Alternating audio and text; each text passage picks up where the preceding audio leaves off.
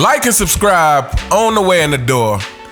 My people, I hope you all are having a truly fantastic day today. So you see the title of the video. We are going to talk about the push-off by Reggie Miller 1998 playoffs against Chicago Bulls. And the fact that Michael Jordan did not complain about that. But before we get started, I just want to talk about this. I want to talk about this Barbie era of the NBA, co-founded by LeBron James and Commissioner Baltimore, and just how soft the league is. And like I said, this is headed up by LeBron James. Fanboys, go ahead and complain. I know you. Go ahead and complain about this video. Oh, this video is supposed to be about Michael Jordan. Why is he talking about LeBron? Because I can't enjoy the current NBA because of LeBron James. I can't turn on my TV or my YouTube without false narratives about LeBron James being perpetuated every single day. So fanboys, you're going to hear a lot about the downside of LeBron on this video. So I just wanted to say, I think we could all agree that football is a tougher sport than basketball. Football is a tougher sport than basketball. I mean, it's much more physical, much more chance of getting injured playing football, or maybe I should say much more chance of a serious injury, because obviously there are a lot of injuries in the NBA. Ironically, during the era of load management, seems to be more injuries in the NBA.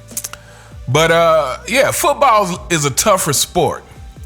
But despite it being a tougher sport, you know, everybody's talking about Tom Brady being the GOAT over Joe Montana. And I'm one of those people that thinks it's still debatable. Now, mind you, I've never been a huge football fan. Not to the degree that I'm a basketball fan. But, you know, I did used to like football. You could guarantee that I was watching the playoffs in the NFL every year. I probably didn't keep track of the regular season as much because, like I said, just wasn't as much of a big football fan. But I'm one of those people who still thinks it's debatable between Tom Brady and Joe Montana as far as the greatest quarterback. Because just like in basketball, football has been made softer than it was in the Joe Montana era, especially for quarterbacks. And we can't deny that. So Joe Montana had to deal with more severe consequences playing that quarterback position than Tom Brady did. And so if we can all agree that football is a tougher sport, if we can make that, then we have to know that the 80s, 90s, 2000s, early 2000s, which was a much tougher era of basketball than today. And today, like I've said, like we all know, this Barbie era is led by LeBron James and his constant flopping, his constant whining, his constant just doing questionable things that just really make you, like I said, you know, anybody who wants to get on my channel and critique the fact that I never have anything good to say about LeBron, and I have told you several times that I'm not going to get on here and praise LeBron for having a good game. Because to me, I just look at LeBron as someone who is constantly trying to game the system. Therefore, I have no respect for you, and therefore, I could care less when you have a good game when you do stuff like flopping and are constantly trying to game the system. So, you know, that's where we're at with that. But yeah, the constant whining and stuff, that's kind of what I want to talk about. And that's the point of this video, me pointing out that in the 1998 playoffs, the Bulls versus the Pacers, we all know the play I'm talking about. For the game winner, a couple of seconds left on the clock, Reggie Miller comes across the screen, shoves Jordan. He pushed Jordan to create that space that he needed to get the shot off. Now, this is important because Jordan's response was no response. Jordan simply walked over to the bench and waited on, what was going to be the play from Phil Jackson, which we all know the play was going to go to Michael Jordan. Michael Jordan then turned to the ref and started whining and make a big scene about Reggie Miller just pushed me off, like the Queen would have done. He didn't do that. Matter of fact, he really didn't have a reaction at all to being pushed. He just kind of accepted it as, he got me. All right, man, let's move on. Let me see if I can make this game winner. Which, if those of us who remember, Michael Jordan almost hit that game. He almost hit the shot with 0.4 seconds left on the clock. The shot went in and out. But the point is this is Michael Jordan. Michael Jordan just has the mentality of overcoming.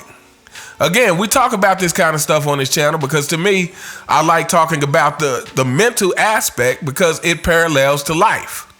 It's like how you handle things in basketball and what makes you successful in basketball can make you successful in life as well. Thus, the success that Jordan has had after basketball. It's that not being afraid to fail. It's that not getting stuck on the negative moments. Like I said, he could have did, and this is not quite the same situation, but I compare it to the whole JR situation in 2018 when JR again had his meltdown, and but instead of LeBron, like I said, JR didn't lose them the game. But as far as LeBron James was concerned, he might as well had. Because instead of rallying the troops after JR made that mistake, LeBron is pouting. He's visibly pouting. On the bench, passive aggressive with J.R. Smith and this is how LeBron James handles those kind of situations. But Michael Jordan, again, this is an important game. Gets pushed off by Reggie Miller, and he didn't say anything. He just walked over to the bench and waited. Okay, that happened. So what's next? He had that attitude that he could overcome anything, and this is what has made him the GOAT. Again, I've said this since the beginning of the channel. When I started this channel, I didn't want to do another channel about statistics because I feel like it's plenty of people talking about the statistics part of basketball. And that's great. They're important. But like I said, statistics are really representative of how you played the game. In other words, if you were true to the game like Michael Jordan, then to me, your statistics more truly represent you. If you have cheated the game like LeBron James, then your statistics are a bit fraudulent. You haven't gained those statistics by being true to the game of basketball. Like you've gained them by flopping. You've gained them by scoring at times where it didn't matter. Getting your stats in blowouts. Or getting your stats when your team is getting blown out. But like I said, the statistics are only as true as your game is. If you are true to the game of basketball, then your statistics represent you well. If you are not true to the game of basketball, your statistics are fraudulent. So yeah, this is, to me, just another example of how Michael Jordan has always had that attitude of like an obstacle is just something to overcome.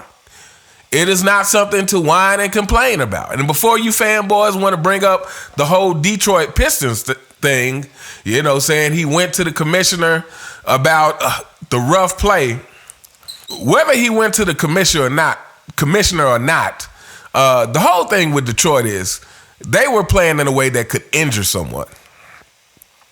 They were playing in a way that could literally end your career. That is different. But just playing physical play, Michael Jordan has always been up for that. You know, the Knicks, the Pacers were a physical team. So, again, you know, Michael Jordan's attitude was just, an obstacle is just something to overcome. And I just thought that, like I said, to me, the fact that he didn't have a reaction to Reggie Miller shoving him to make that game winner, to me, is just another reason, another example of why we can see, or another reason why this guy became who he became. Why this guy's the GOAT. Like I said, it's not, he doesn't fixate on the negative. He doesn't fixate on when something unfavorable happens. He just looks at it as, okay, that's something that has to be overcome. And we all know that they went on to win that series. Because at that point, Michael Jordan really was invincible.